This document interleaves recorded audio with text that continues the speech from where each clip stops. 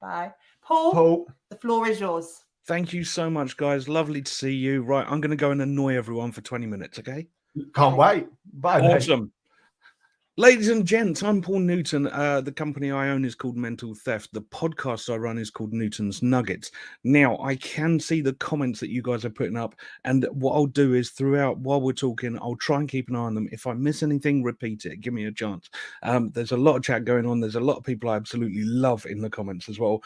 Thank you so much for being here for the session. Really do appreciate it. So I'm going to have a chat today.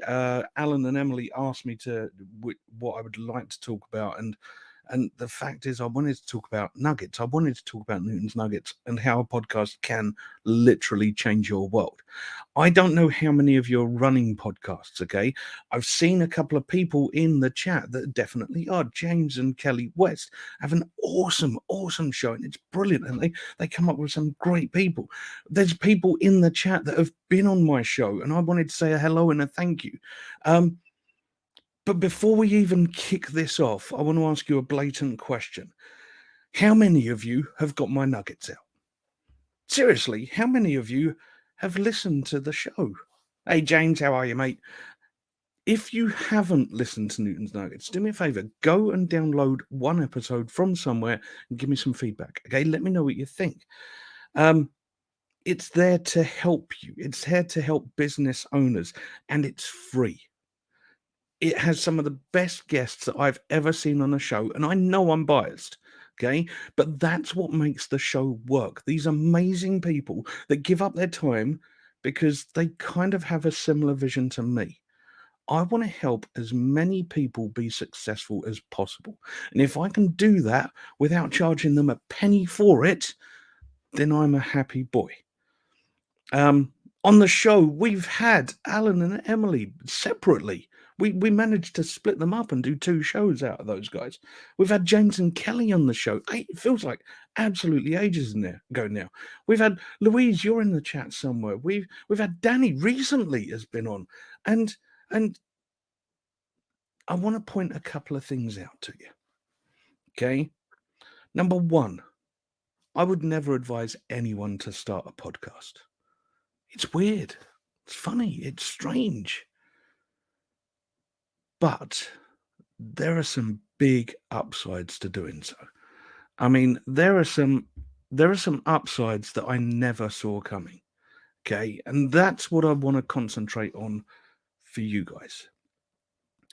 We love business, and we love the variety of different businesses out there. We love the variety of different business owners.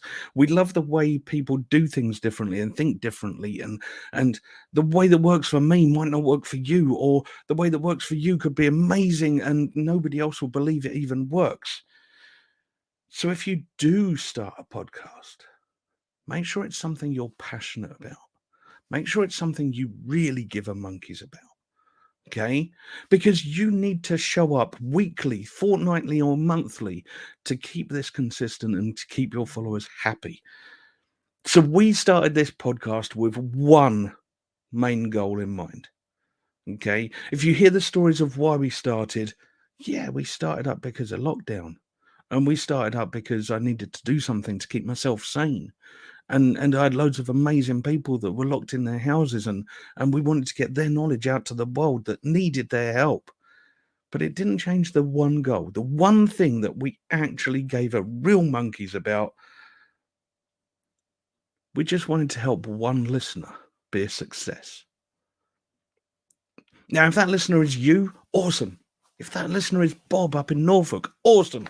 If that listener is somebody that I never thought we'd reach in Australia, that's amazing.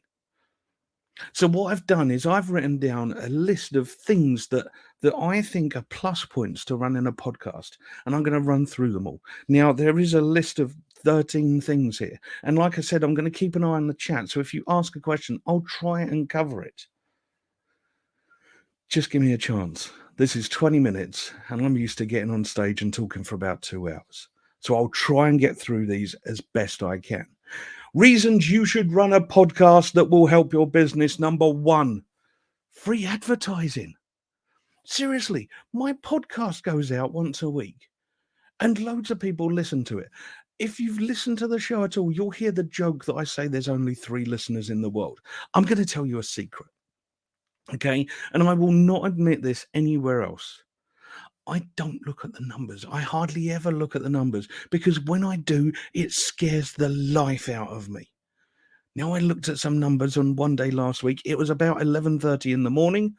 I checked the number of how many downloads we'd had that day. It was 358.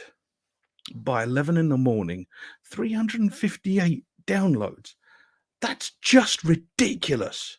How much would it have cost you to get in front of 358 people by 11:30 in the morning on a random Wednesday? That's a massive plus. I can't think of any way that I can get myself and my attitude and my personality in front of people that's the same as this. Now, those 358, that is only on audio podcasts. That does not include the YouTube channel. That does not include the fact that I know there's 6 companies that lift my videos, take them for themselves, and they use them in a weekly email to their customers and to their staff. They have my permission to do it, by the way. 358 of the ones I know about. Number 2, influence. If you want to create now, hold on.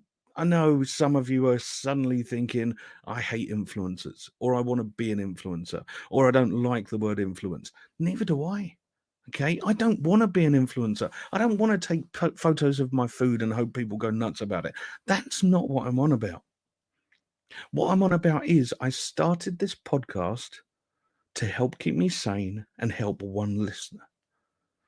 My audience now, because I looked last week, because I knew this was coming up, we get a little map of the world and it shows you where most people are downloading your podcast. There's a big red spot over the UK, funnily enough.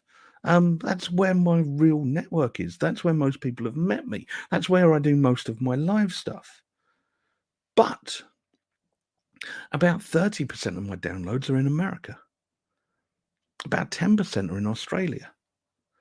You can get a worldwide audience from sitting in your house.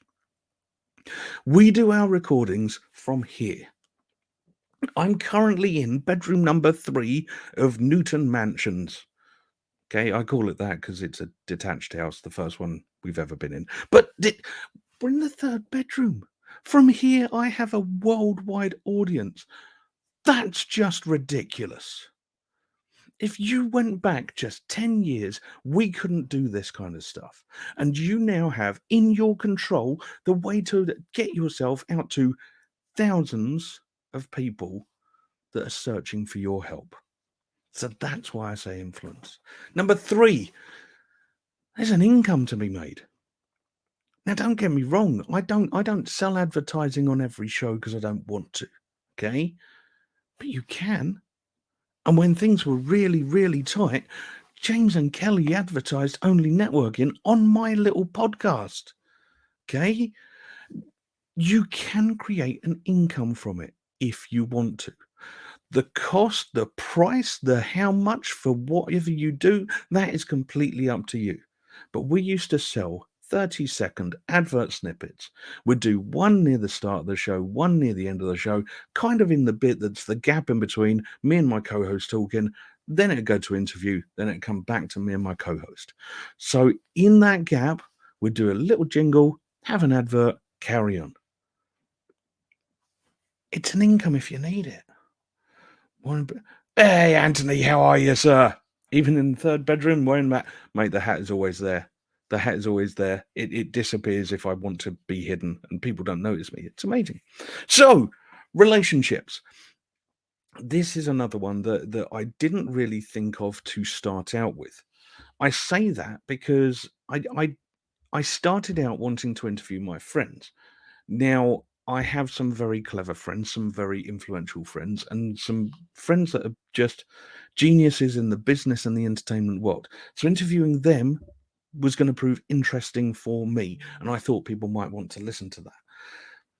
But now think about it. I now have a show that a lot of people want to be on. I can approach my business heroes. Some of those are in the chat section here. I still can't believe that I managed to get James and Kelly West to sit down and do a show. Okay. I still can't believe that I got Emily and Alan to sit down and do a show. I can ask these people to come on my show and have a chat with me. What does that do? Number one, they're following, have a look at what I'm doing.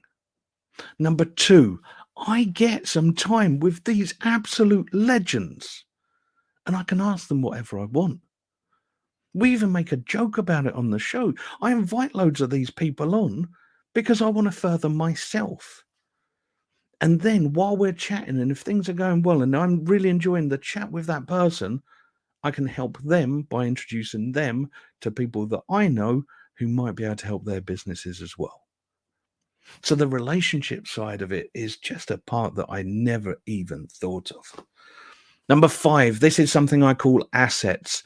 Now, if you want to do anything within the entertainment world, the speaking world, the getting known by people that you don't know kind of world, you need what I call assets. You need photos of you being good at what you do. You need videos out there showing off how good you can be, okay? And it's, oh, Louise, you are far too lovely. Thank you so much. Your show was awesome. I'm biased, but your show was awesome. You need these photos, you need these videos, you need these things going out there to prove how good you are. What will that do for you?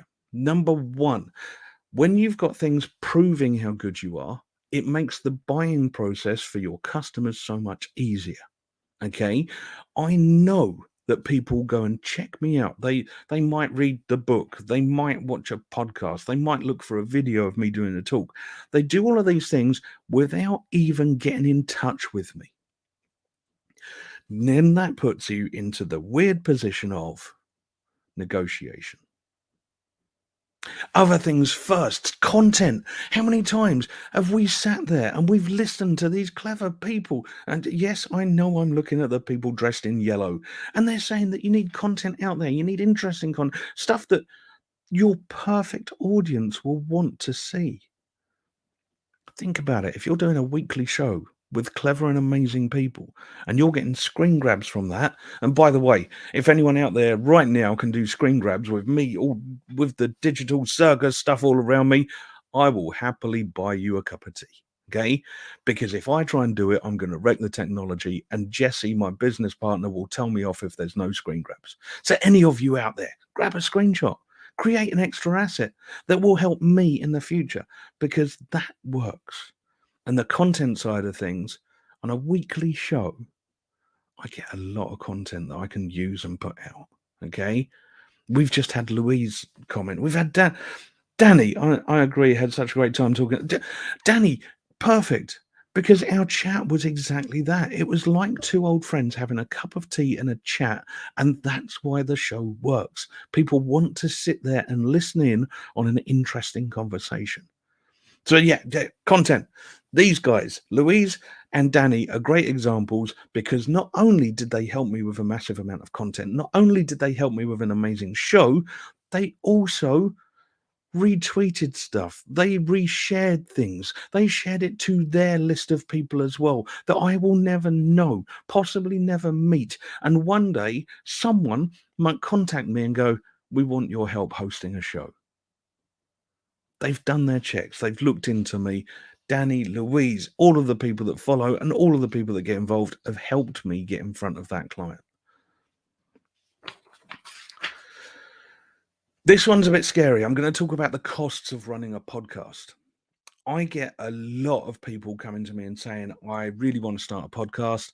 I'm looking at buying this audio mixer. I'm looking at buying this microphone. I'm looking at buying this camera. I'm going to get all of this stuff. And then I'm going to decorate the background behind me. And I'm going to get loads of things, loads of interesting stuff. And as you can see, it matters to me a lot, right? In the background of my show, I have my bookshelf. I have my own book there. I have silly things to annoy people.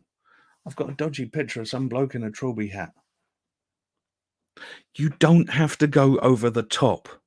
When we started Newton's Nuggets, I literally did it with the camera and the microphone that was inside the laptop.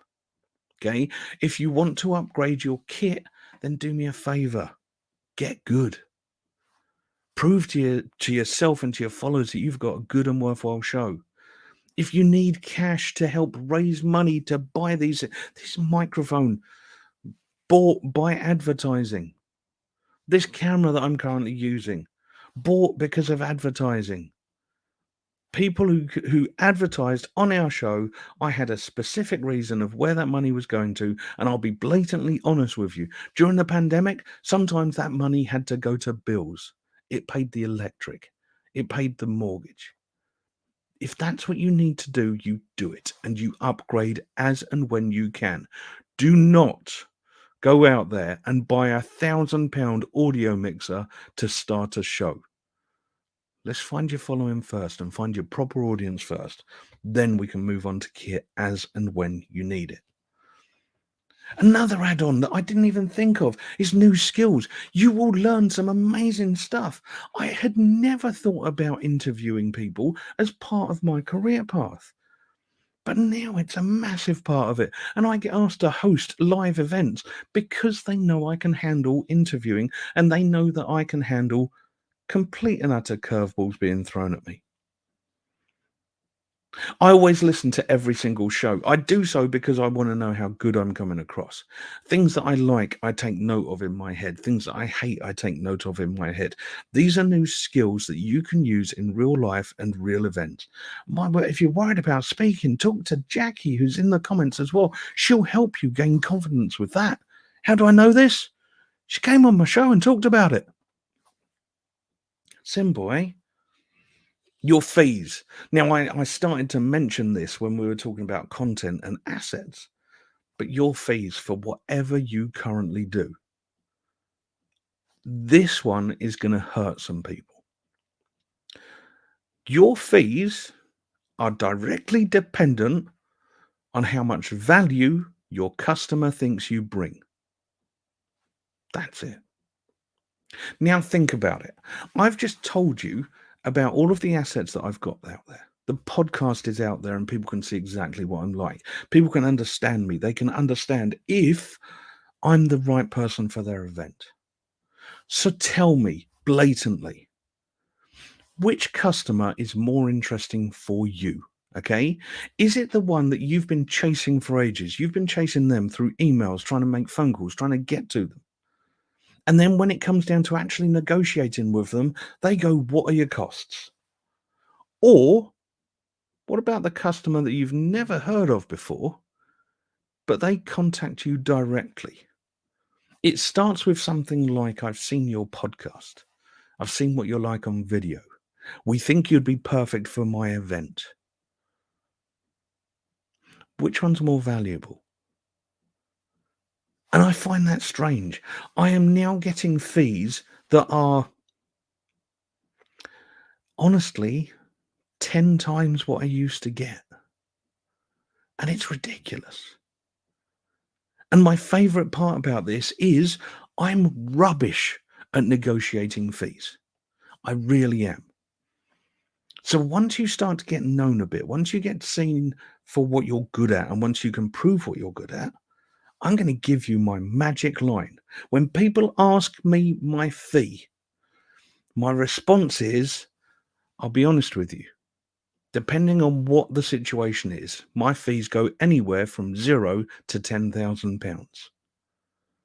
If it's a charity I fully agree with, then we're talking expenses. If, however, this is for a large corporate event, we're looking at the upper end. What's your budget and what exactly is happening for this event? You throw it back to them, and I'm going to scare all of you now. The amount of times that a corporation has come back to me and offered me a budget that is double what I was even considering charging them scares me. So please, please, please, please, if you're going to do this, think about the end goal. Think about where you want to be. I'm in a weird position now where people are chasing me for my time and I'm not chasing them for quotes, for can we do this? Can I get this going? Can I get this up? Okay? If you're rubbish at negotiating, steal my lines. If you're rubbish at negotiating, get this email down, paul@mentaltheft.co.uk. I'll give you a couple of lines that you can use for them. All right? Okay. Another one that kind of threw me is the amount of composure you can gain under pressure. If you're interviewing people on a weekly basis, they will throw curveballs at you. The story will take a tangent that just goes all over the place. And all of a sudden, you become very skilled in understanding how to steer things the way you want. How valuable how valuable is that to you in your life? Now, think about it in your life, in your business. How valuable would it be to know that no matter what the situation, you can just take a deep breath and you've got this? Because I'll be honest with you, roughly 50 times a year, I interview people that are just absolute geniuses compared to me. And they all throw me curveballs. Nowadays, it's nothing. It's water off the duck's back. It's easy.